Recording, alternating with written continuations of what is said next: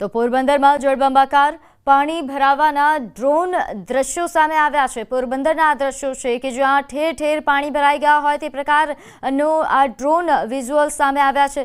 નોંધનીય છે કે છેલ્લા ઘણા સમયથી પોરબંદરમાં મેઘરાજાએ જે દબદબાટી બોલાવી તેના કારણે આ પ્રકારની પરિસ્થિતિ સર્જાઈ છે। તો ભારે વરસાદ બાદ દ્વારકામાં જળબંબાકાર સર્જાઈ છે। અહીં રાવલ કલ્યાણપુર પંથકમાં પાણી જ પાણી દેખાઈ રહ્યું છે। જળબંબાકારનો આકાશી નજારો સામે આવ્યો। દ્વારકા જિલ્લાના રાવલ કલ્યાણપુર પંથકમાં પાણી ભરાયેલા હોવાનો આ આકાશી નજારો સામે આવ્યો છે। ભારે વરસાદ બાદ દ્વારકા કલ્યાણપુર પંથકમાં હાલ પંથક બેટમાં ફેરવાયો હોય તે પ્રકારના આ દ્રશ્યો છે। કલ્યાણપુર તાલુકાનું રાવલ આસપાસના વિસ્તારમાં ચારો તરફ પાણી જ પાણી છે।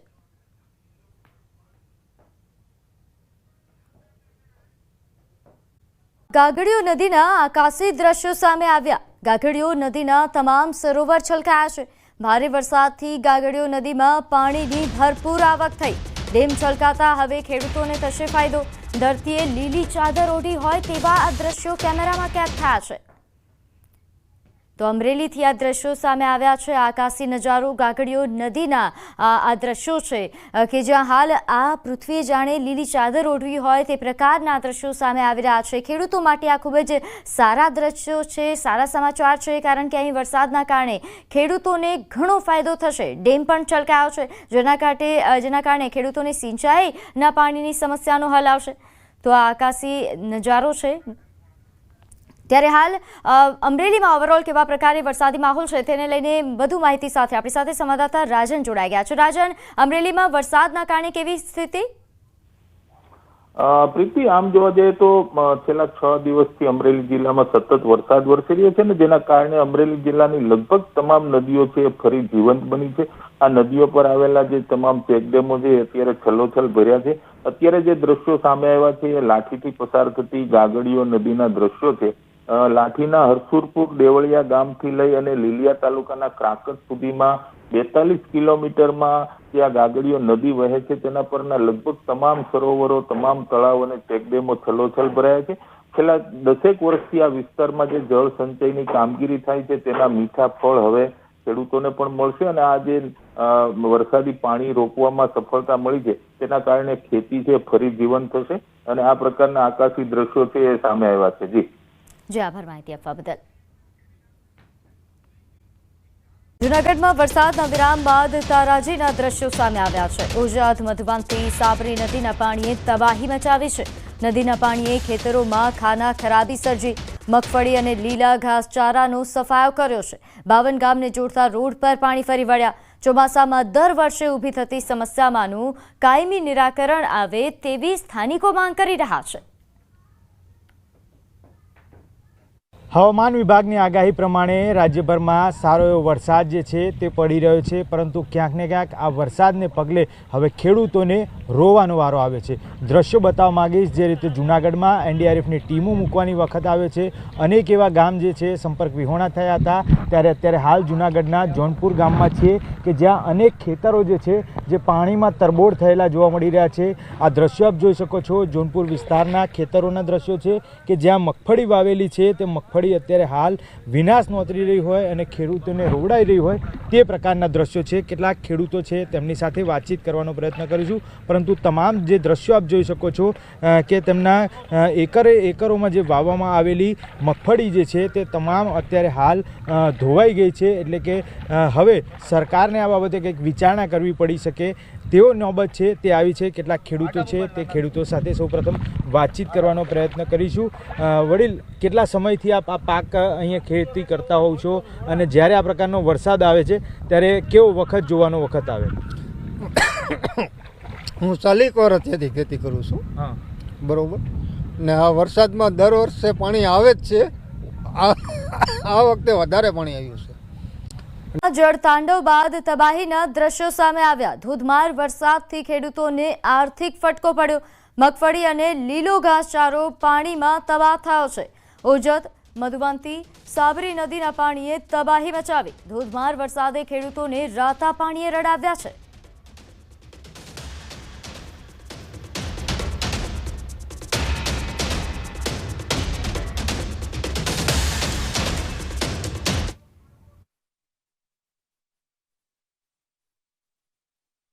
હવામાન વિભાગની આગાહી પ્રમાણે રાજ્યભરમાં સારો એવો વરસાદ જે છે તે પડી રહ્યો છે, પરંતુ ક્યાંક ને ક્યાંક આ વરસાદને પગલે હવે ખેડૂતોને રોવાનો વારો આવે છે. દ્રશ્યો બતાવવા માગીશ જે રીતે જૂનાગઢમાં એનડીઆરએફની ટીમો મૂકવાની વખત આવે છે. અનેક એવા ગામ જે છે સંપર્ક વિહોણા થયા હતા, ત્યારે અત્યારે હાલ જૂનાગઢના જોનપુર ગામમાં છીએ કે જ્યાં અનેક ખેતરો જે છે જે પાણીમાં તરબોળ થયેલા જોવા મળી રહ્યા છે.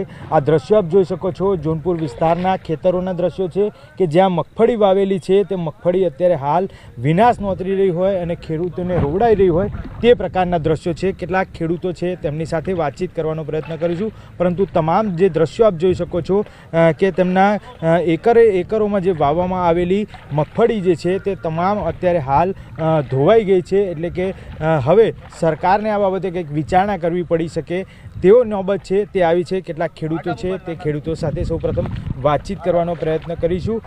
વડીલ, કેટલા સમયથી આપ આ પાક અહીંયા ખેતી કરતા હોવ છો અને જ્યારે આ પ્રકારનો વરસાદ આવે છે ત્યારે કેવો વખત જોવાનો વખત આવે?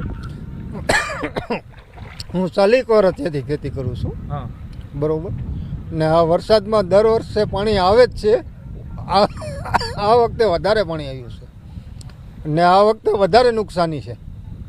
શું લાગે છે આપને આ અત્યારે હાલ જે પ્રકારનો વરસાદ પડ્યો, સરેરાશ 10 થી 12 ઇંચ કહી શકાય જૂનાગઢમાં, ખાસ કરી જોનપુરમાં વરસાદને પગલે મગફળીની હવે શું સ્થિતિ? અટાણે છે ને મગફળી આ વધારે જે ઉપરવાસથી પાણી આવ્યું ને અહીં જોનપુરમાં એટલો વરસાદ છે 10 ઇંચ એટલો, મેંદરડા બાજુ 12 ઇંચ છે વરસાદ, અને એ હિસાબે પાણી બધું ભેગું થઈને આવેલું છે.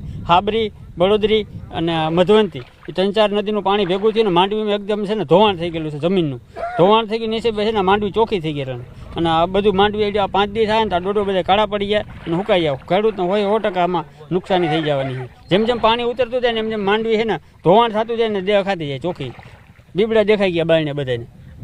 આમ તો સામાન્ય રીતે જ્યારે વરસાદ પડતો હોય છે તે કે ખેડૂતો માટે લાભદાયક હોય છે, ખેતી માટે પણ લાભદાયક હોય છે. આ પ્રકારનો વરસાદ છે તે ક્યારેક નુકસાન પણ નોતરતું હોય છે. અન્ય કેટલાક ખેડૂતો છે તેમની સાથે વાતચીત કરીશું.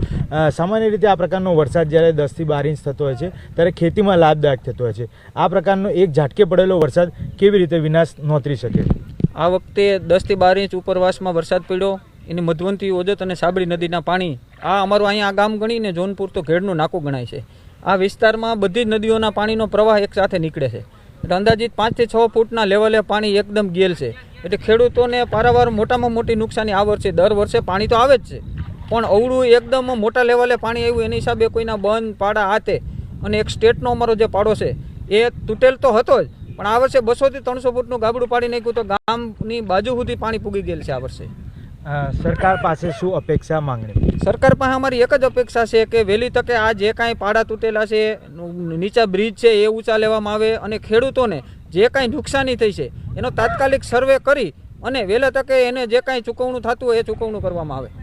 બિલકુલ. તો ખેડૂતોની પારાવાર મુશ્કેલી છે તેને સરકાર સાંભળે અને સરકાર સાંભળી અને સત્વરે તેનો નિકાલ લાવે અને તેનો જે સર્વે છે તે સર્વેમાં ક્યાંક ને ક્યાંક તેમને લાભ થાય. અંશતઃ જે બિયારણ જે છે તેની જે છે માંગ પૂરી થાય તે બાબતેની ખેડૂતો રજૂઆત કરી રહ્યા છે. કેમેરામેન સાથે મૌલિક દામેચા, ન્યૂઝ 18 જૂનાગઢ. વરસાદની બીજી સિસ્ટમ પણ તૈયાર. નવી સિસ્ટમ બનતા 26 ઓગસ્ટથી વરસાદનો દોર શરૂ થશે. ફરી ગુજરાતના કેટલાક ભાગોમાં વરસાદ પડશે. સિસ્ટમની અસર 30 ઓગસ્ટ સુધી રહેશે. સપ્ટેમ્બરના બીજા સપ્તાહ સુધી ચોમાસું ચાલુ રહેશે.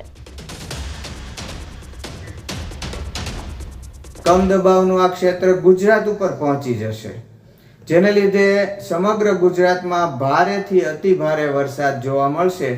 28 તારીખે દક્ષિણ ગુજરાતથી લઈને પાલઘર, મુંબઈ, સિંધુદુર્ગ, રત્નાગીરી સુધી ખૂબ સારો વરસાદ પડશે અને 29 તારીખે કચ્છ સૌરાષ્ટ્રની સાથે દક્ષિણ પૂર્વ રાજસ્થાનમાં જોરદાર વરસાદ થશે અને મુંબઈથી ગોવા વચ્ચે ભારે વરસાદ પડશે. 30 તારીખ સુધી મુંબઈમાં ભારે વરસાદનો સિલસિલો ચાલુ રહેશે.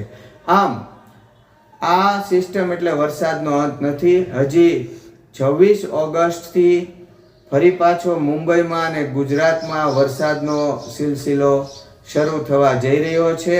આગાહીકાર જયપ્રકાશ માઢકે આગાહી કરી છે.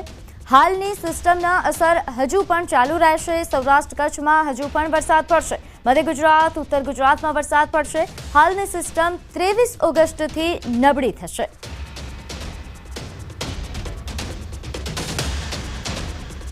હવે ધીમે ધીમે આ બંગાળની ખાડીની જે આ સિસ્ટમ છે એ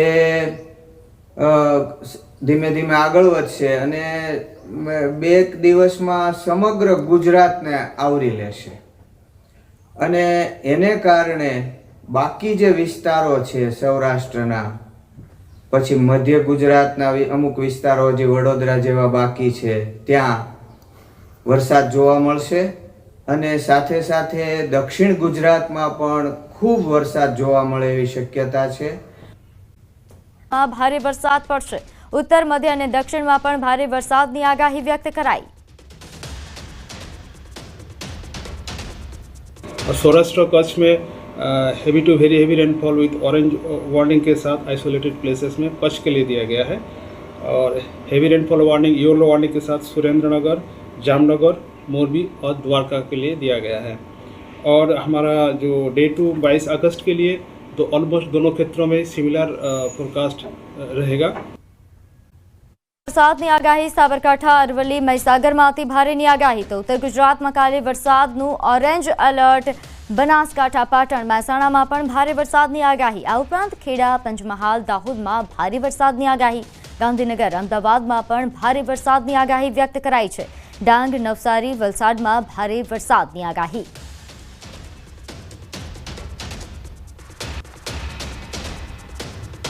સૌરાષ્ટ્ર કચ્છમાં પણ કાલે ભારેથી અતિ ભારે વરસાદ પડી શકે છે. સુરેન્દ્રનગર, જામનગર, મોરબી, દ્વારકામાં ભારે વરસાદની આગાહી. હજુ 48 કલાક વરસાદ ભૂક્કા બોલાવશે.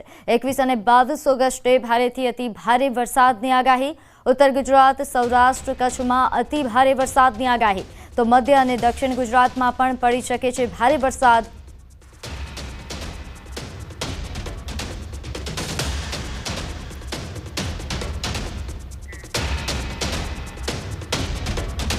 इसमें डे 1 21 अगस्त के लिए गुजरात रीजन में heavy to very heavy rainfall का वार्निंग ऑरेंज वार्निंग के साथ आइसोलेटेड प्लेसेस में दिया गया है. वो है साबरकांठा, अरावली और महीसागर के लिए दिया गया है. और हेवी रेनफॉल का वार्निंग येलो वार्निंग के साथ दिया गया है बनासकांठा, पाटन, महेसाणा, गांधीनगर, खेड़ा, अहमदाबाद, पंचमहाल, दाहोद, डांग, नवसारी, वलसाड, तापी, दमन और दादरा नगर हवेली के लिए दिया गया है. ઉત્તર